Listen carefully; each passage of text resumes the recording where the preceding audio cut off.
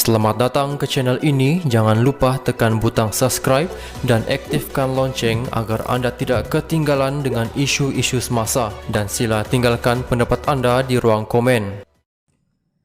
PRU 15. Pada pilihan raya umum ke-14 PRU 14, Rina Harun memenangi kursi Parlimen Titiwangsa atas tiket Bersatu, yang pada masa itu sebahagian daripada Pakatan Harapan.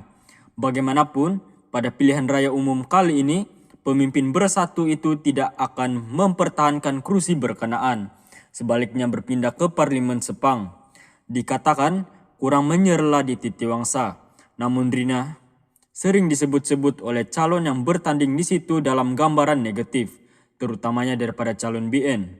Rina yang pernah menyandang jawatan menteri sewaktu 3 pentadbiran yang berbeza dalam satu penggal, dilihat sebagai beban kepada PH dan pada masa yang sama menjadi senjata buat BN dalam kempen mereka.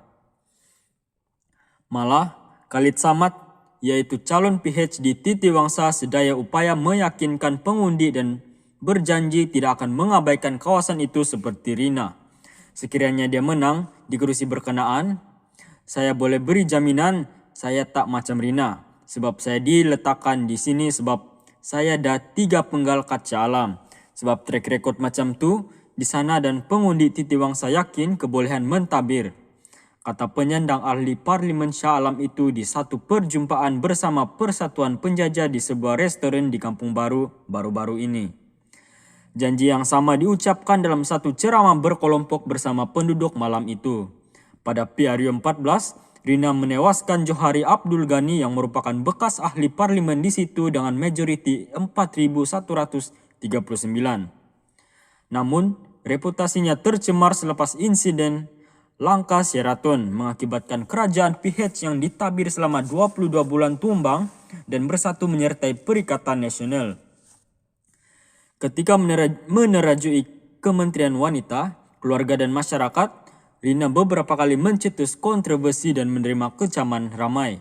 Antaranya, nasihat yang diberikan kepada golongan istri supaya meniru suara Doraemon untuk mengelak bertengkar dengan suami, dan pendirian kementeriannya membabitkan pengharaman perkawinan bawah umur, yang menjadi satu modal Johari dalam kampanye yang sering menyelitkan kelemahan Rina.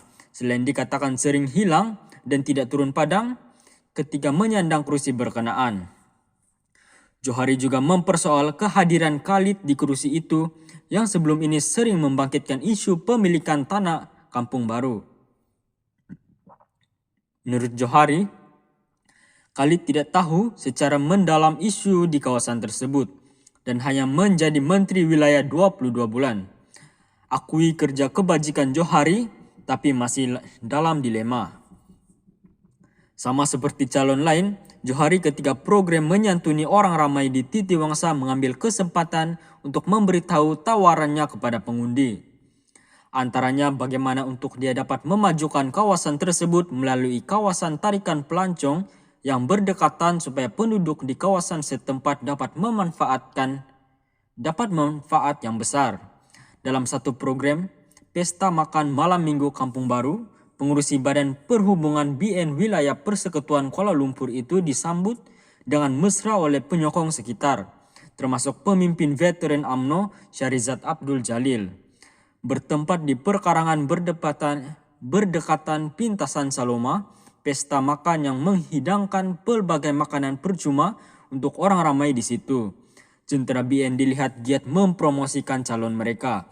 Ini termasuklah mengedarkan buklet setebal 18 muka surat berhubungan kerja-kerja kebajikan yang dilakukan oleh Johari kepada masyarakat setempat sejak 2018 hingga 2022. Berdasarkan tinjauan Malaysia kini, di situ rata-rata pengundi mengakui kerja-kerja amal yang dilakukan oleh bekas ahli parlimen itu berterusan walaupun selepas kalah kepada Rina pada PRU lepas. Tetapi rata-rata pengundi berkata mereka masih belum membuat keputusan untuk memberikan undi kepada calon yang bertanding di situ. Seorang pengundi yang mahu dikenali sebagai Nurul berkata, banyak perkara yang perlu dipertimbangkan untuk memangkah calon yang terbaik, terutamanya dari segi masa depan negara. Pegawai broker yang telah menetap di Kampung Baru sejak 20 tahun lalu itu berkata, kesukaran membuat keputusan itu didorong pengalaman ditabir oleh 3 pemimpin yang berbeza dalam tempo 1 penggal.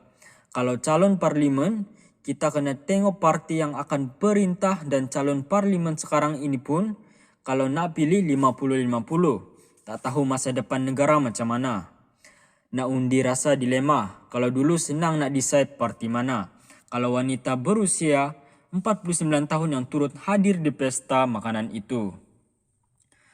Pengundi Syahrin Sulaiman 50 turut berkongsi nada yang sama kerana mempunyai krisis kepercayaan dengan ahli-ahli politik yang sering menaburkan janji-janji manis sebelum menang. Datuk Johari memang banyak keluar turun padang kat sini. Tapi kalau ahli politik ni bila ada naik apa benda pun tak ada. Janji nak ubah macam-macam, tapi sekarang ni berniaga pun macam tak berniaga je, kata penjual jagung itu yang membandingkan jualannya sejak 4 tahun lalu sehingga sekarang. Isran, seorang lagi peniaga yang juga mengundi di situ, menyuarakan kebimbangan terhadap keadaan dan nasib penjajah di kaki 5 berdekatan Jalan Raja Muda Musa di Kampung Baru, yang didakwa bakal diusir secara tidak langsung apabila projek mencantikkan kawasan sekitar dijalankan semula. Buntu, di mana kita akan berniaga apabila kerajaan baru mengambil ahli. Warga emas yang merupakan pesara kerajaan itu mengharapkan wakil rakyat dan pemimpin yang dipilih benar-benar dapat mempertahankan nasib rakyat. Kita sebagai rakyat, kita terpaksa terima yang jadi mangsanya rakyat, walau apa sekalipun keputusan rakyat pengguna. Kita nak cakap pun siapa yang nak pakai cakap kita. Sebab tu kita tak tahulah orang atas-atas ni pandang projek ke, pandang duit ke. Keluhnya yang mendakwa projek tersebut berjalan tetapi dihentikan serta-merta selepas parlimen dibubarkan.